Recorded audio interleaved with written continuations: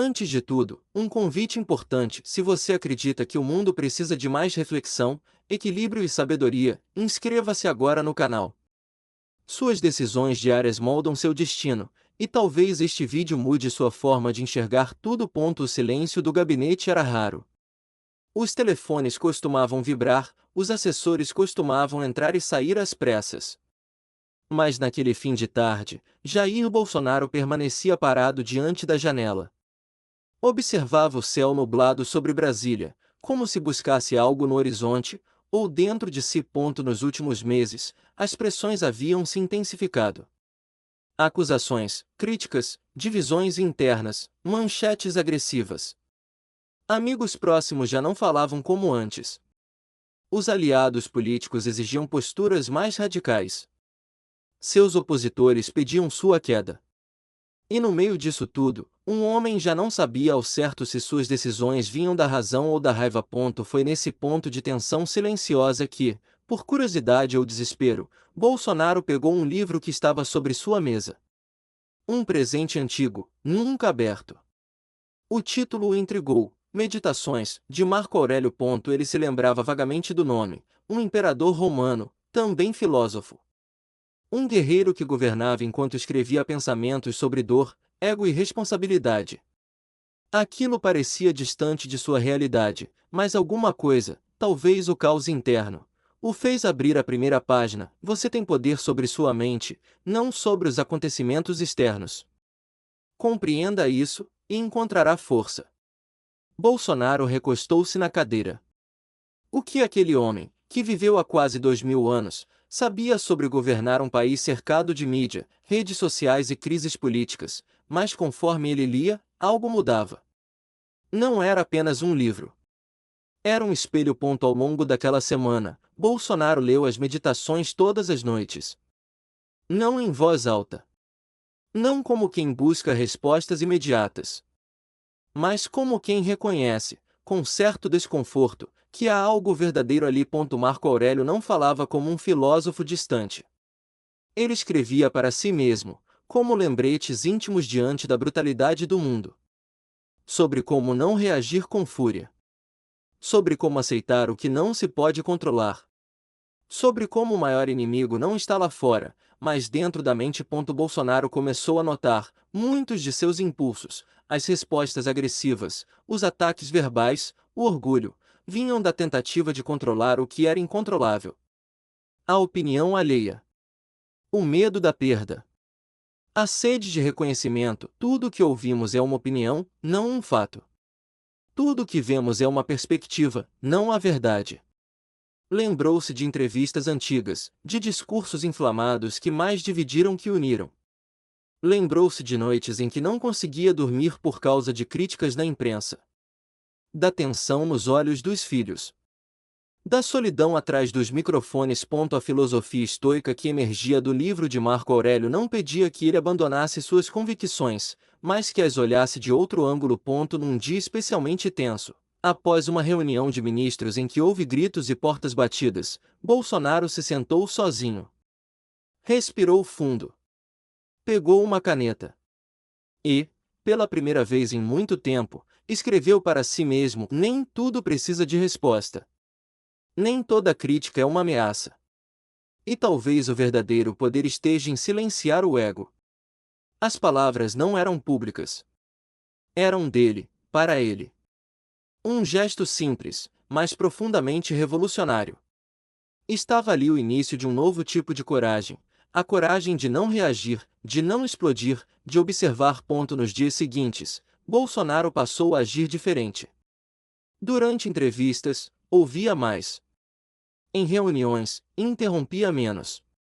E quando as provocações vinham, e elas sempre vinham, ele fechava os olhos por um instante, como se dissesse a si mesmo: você não controla o que vem de fora, mas pode escolher como responder. Isso causou estranhamento. Muitos acharam que ele estava doente.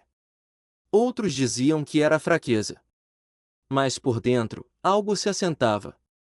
Como se finalmente o barulho começasse a baixar. Se é suportável, então suporte-o, pare de reclamar. Nada deve surpreendê-lo. Essas palavras ecoavam. E com elas, o peso do cargo parecia mais suportável. Não porque os problemas diminuíram, mas porque ele havia encontrado um centro-ponto. Esse primeiro contato com a filosofia de Marco Aurélio não o transformou da noite para o dia, mas plantou algo. Uma desconfiança saudável contra suas próprias certezas. Uma pausa entre o estímulo e a resposta. Um espaço onde antes só havia impulso. E talvez, pela primeira vez em anos, Bolsonaro começou a entender que o verdadeiro comando não estava na caneta presidencial, nem nos holofotes, nem nos números de aprovação. O verdadeiro comando era interno. Era sobre dominar a si mesmo. E isso, ninguém poderia tirar. A mudança em Bolsonaro não foi anunciada em rede nacional. Não houve discursos sobre nova fase, nem frases de efeito em pronunciamentos. Mas quem estava por perto começou a notar. Durante uma reunião interna sobre segurança pública, um tema que sempre provocava acaloramento, um de seus ministros usou um tom ríspido. Antigamente, Bolsonaro teria respondido no mesmo volume, interrompido, desafiado. Mas, dessa vez, ele ouviu. Respirou fundo. Esperou o outro terminar. E então respondeu com firmeza, mas sem fúria. O silêncio que se seguiu foi pesado. Os presentes se entreolharam, como se esperassem a explosão que não veio. Não é o que dizem sobre você que te define, ele disse com um tom quase contido. É o que você faz com isso. A frase não era de Marco Aurélio, mas o espírito era.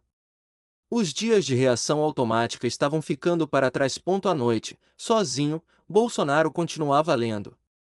E quanto mais lia, mais se dava conta de como havia passado anos tentando vencer guerras externas, sem perceber que havia perdido as internas. A alma fica tingida da cor dos seus pensamentos. Essa frase, sublinhada a caneta vermelha no livro, mexeu com ele. Havia carregado raiva, mágoas, orgulho ferido. E tudo isso tinha colorido seu olhar. Tornava tudo pessoal. Qualquer crítica, um ataque. Qualquer desacordo, uma traição. Mas e se o verdadeiro líder fosse aquele que não precisava provar nada a ninguém? Na semana seguinte, uma crise envolvendo uma declaração antiga sua voltou à tona nas redes sociais. O barulho foi grande. Cobranças, manchetes, vídeos de adversários exigindo retratação.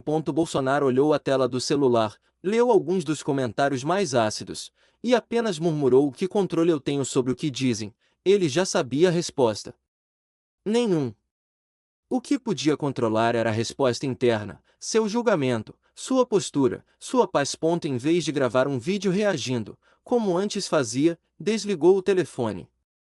Caminhou até a biblioteca do Palácio da Alvorada, sentou-se na poltrona de couro, e voltou ao livro. Se você está perturbado por algo externo, a dor não se deve à coisa em si, mas à sua estimativa sobre ela, e isso, você tem o poder de revogar. A dor vinha da forma como ele interpretava os fatos. E se mudasse a lente, a partir daí, Bolsonaro começou a aplicar pequenos rituais em sua rotina. Acordava cedo, mas antes de olhar as redes sociais ou os jornais, sentava-se com o livro. Lia 2 ou 3 páginas em silêncio. Às vezes não entendia tudo, mas havia sempre uma frase que o acompanhava ao longo do dia. Anotava essas frases num caderno. Era seu diário estoico, como o de Marco Aurélio. Sem intenção de publicar. Sem plateia. Apenas para si. A transformação era lenta, mas real. Ao conversar com militares, passou a valorizar mais a estratégia do que a força. Em reuniões com empresários, ouvia antes de julgar. Com os filhos, falava menos de política, e mais de valores. Um dia, seu filho mais velho perguntou: pai, você tá diferente. O que aconteceu? Bolsonaro sorriu de leve. Tô escutando um romano velho. Ambos riram. Mas por dentro, ele sabia que não era piada. O Brasil continuava com seus desafios. A política não se tornava mais leve, nem os ataques mais suaves. Mas dentro dele, algo se estabilizava. Começou a ver que o verdadeiro poder era aquele que resistia às tentações do ego. Que ser firme não era gritar mais alto, mas manter-se sereno quando todos perdem o controle. Não perca mais tempo discutindo sobre o que é ser um homem bom. Seja um. Essa frase, lida num fim de noite, ficou gravada como um chamado pessoal. Parar de justificar, de se explicar, de lutar contra a maré de opiniões. Simplesmente agir com retidão. Fazer o certo. Mesmo que ninguém veja. Mesmo que critiquem. Isso não significava ceder a tudo ou se calar diante da injustiça. Mas reagir com equilíbrio. Liderar com exemplo. Proteger sem ferir. Enfrentar sem odiar.